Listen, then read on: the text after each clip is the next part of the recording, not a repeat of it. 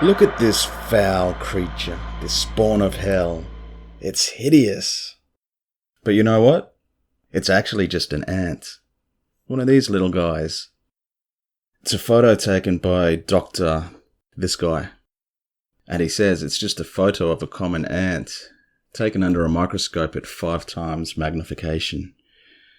As you can see in this photo, it's actually just the front part. It's like a little portion of an ant's face. Hello and welcome to News from the Fringe. My name's Chris. How was that photo? I had no idea that ants were the spawn of Satan. I mean, they look so tiny and so... I was going to say cute, but I don't think ants would be considered cute by most people. But anyway, what have I got in store for you today? First of all, I have this video. It's a video from Queensland.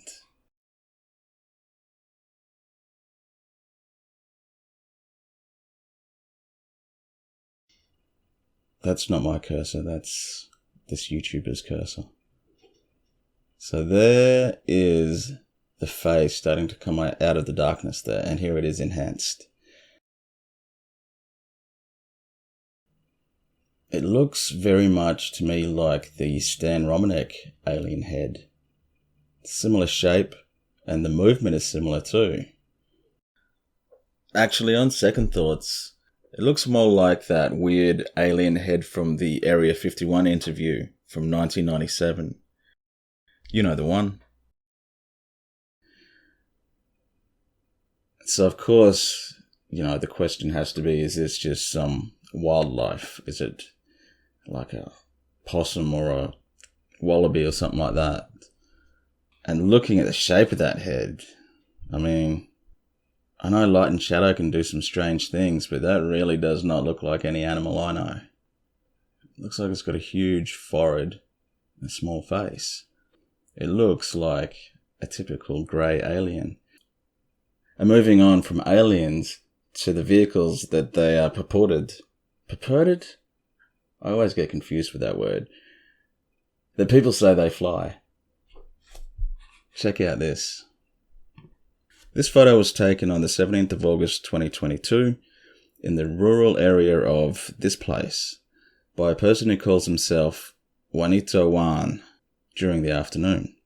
He wanted to take some photos of the storm clouds when he noticed this object, and he proceeded to take this sequence of incredible images.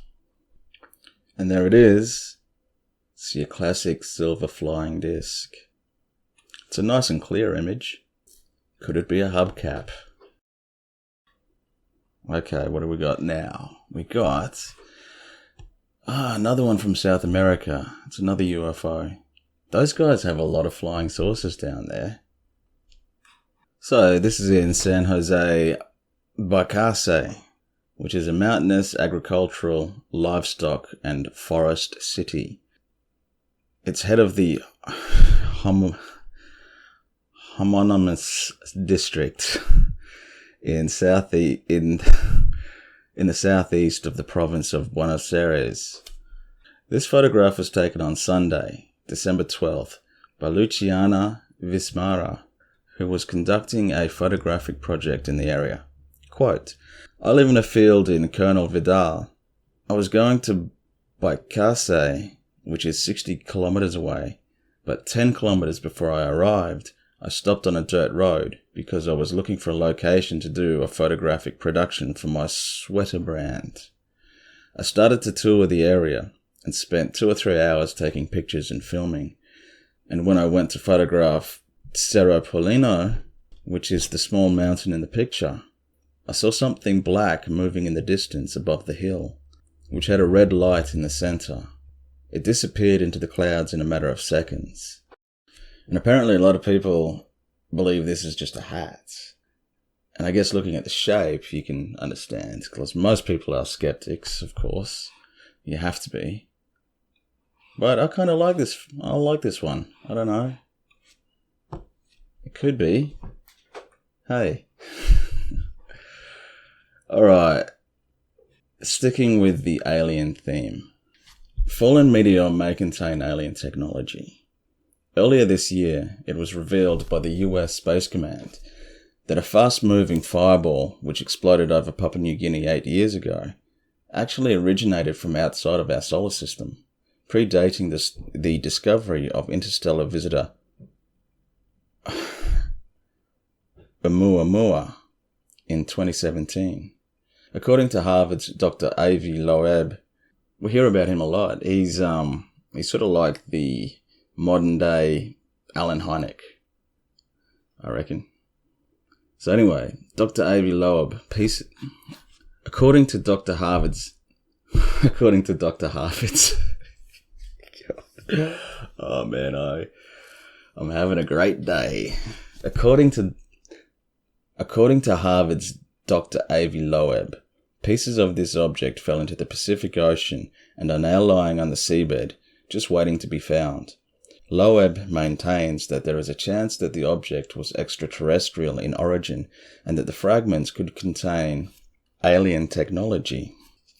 He is now leading a $1.5 million expedition to find and retrieve these fragments from the ocean floor. Loeb argues that this particular meteorite stands out because it was travelling faster than it should have been and was a lot stronger than a typical iron meteorite. It'd be interesting to see what comes of that. They reckon the chances of finding it are tiny though, because it's like a needle in a haystack.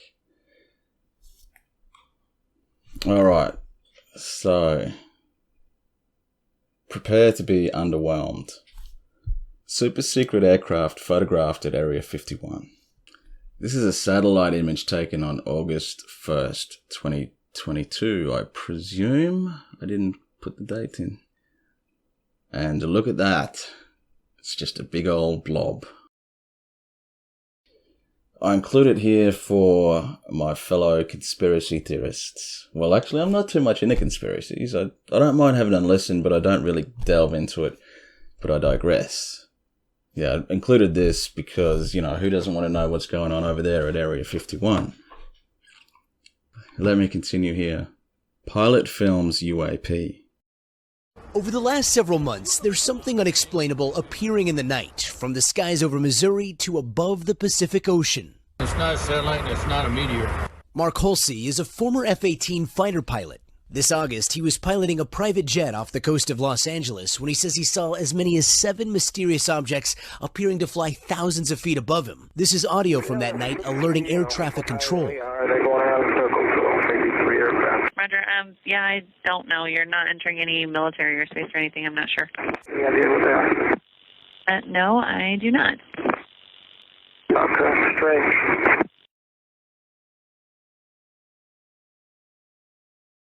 And based on other pilots he's been talking to, he is convinced dozens of commercial pilots are going to be coming forward describing the same kind of lights flying in that racetrack-like pattern in the direction of the Big Dipper. The craziest part of his story, he says, is he saw a shooting star during all of this that was coming in that direction too. And he's like, oh my gosh, there's a shooting star happening as well. And then that shooting star joined in the pattern that those other lights were flying, something he's never seen before. Whoa. Dozens of...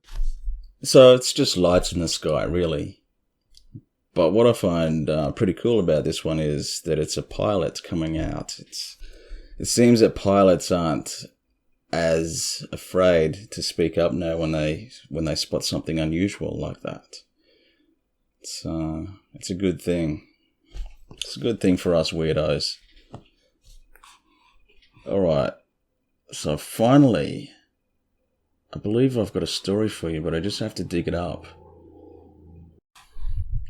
Okay, so I did find that story I was talking about, but before I read it to you, I just noticed that the runtime is really short, so I've dug up another news story for you. This one's... it involves a lot of deaths, but it's darkly humorous in a way. So, forgive me for finding this a little bit funny. Here we go. A crocodile tragedy. A fatal plane crash 12 years ago has since been blamed on a crocodile that got loose during a bungled smuggling attempt. The disaster, which occurred on August 25th, 2010, saw the Philae. Is that right? The Philae L410 flight come down shortly after taking off from the city of Kinshasa in the Democratic Republic of the Congo. The crash proved fatal, killing 18 passengers and 2 pilots. That's the sad part. I'm not happy about that. That sucks. At the time, an explanation for what had caused the disaster proved somewhat elusive, but now investigations have revealed that the unlikely culprit was actually a crocodile that someone had smuggled onto the plane and that had escaped and run amok during the flight. Now, don't think less of me, but I just find that the scene would be horrifying if you're on there, but if it was like, you know, you're in a movie setting, I just find the idea of this crocodile running loose on this jet. I better stop, because I sound like an arsehole. Let's continue. The enormous reptile had been kept hidden inside a duffel bag, but when it got loose, it caused so much fear among the passengers that they all ended up fleeing to one side of the plane. This sudden shift in weight, it's claimed, caused the plane's pilot to lose control. In a bizarre final twist, the offending reptile actually managed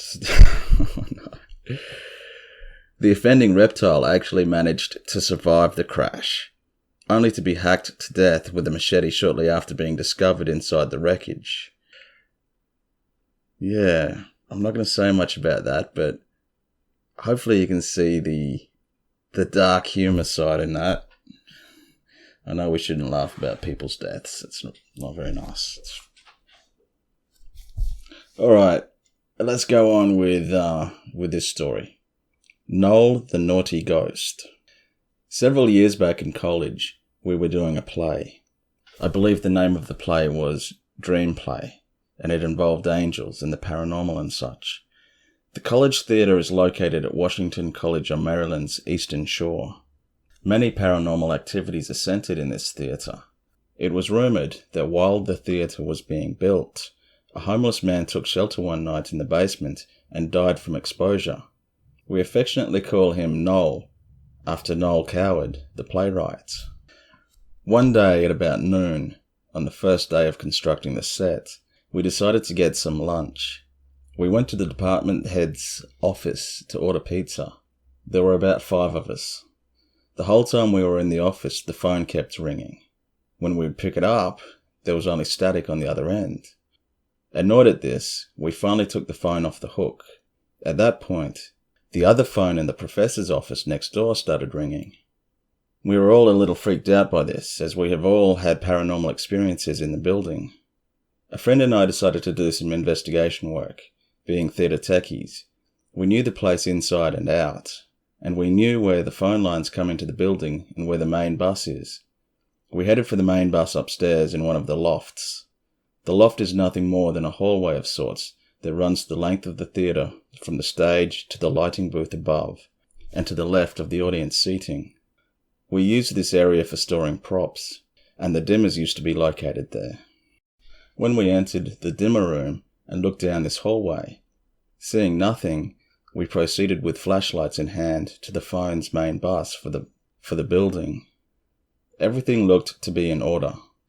At the moment we decided everything was fine, the door to the dimmer room shut with a bang, and 3 lights on the catwalk above us blew out in order. We almost killed each other trying to get out of there, down the stairs and out of the building. The other 3 people in the office saw us run by and came to ask what's wrong. We sat outside and waited for the pizza guy, ate and left, as none of us wanted to go back inside and work after we related our story. Some could say, yes, it's a drafty old building that caused the door to slam shut. Yes, it's an old theatre, built in the early 60s with a faulty electrical system in bad need of repair. But if you ask any drama major at Washington College about Noel, they'll tell you differently. And so that's all I've got today. Hope you enjoyed it, and I'll be seeing you next time. See ya.